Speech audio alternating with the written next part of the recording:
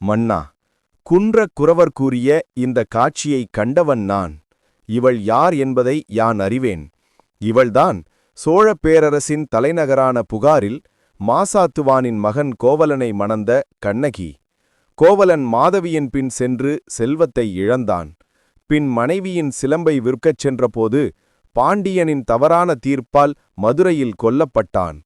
தன் கணவன் கள்வன் அல்லன் என்று நிரூபித்து பாண்டியன் நெடுஞ்செழியன் யானே கள்வன் என்று அரியணையில் விழுந்து உயிர் துறக்கச் செய்தவள் இவளே. கோவலன் இறந்த துயரத்தாலும் அரசன் நீதி தவறிய சினத்தாலும் கண்ணகி தன் முலையைத் திருகி மதுரையை எரித்தாள்.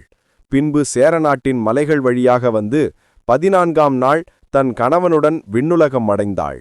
அரசியல் பிழைத்தோர்க்கு அறமே கூற்றாகும் என்பதை உலகுக்கு உணர்த்தியவள் இவள். இந்த ஸ்டோரி பிடிச்சிருந்தா லைக் பண்ணுங்க அண்ட் சப்ஸ்கிரைப் பண்ணுங்க.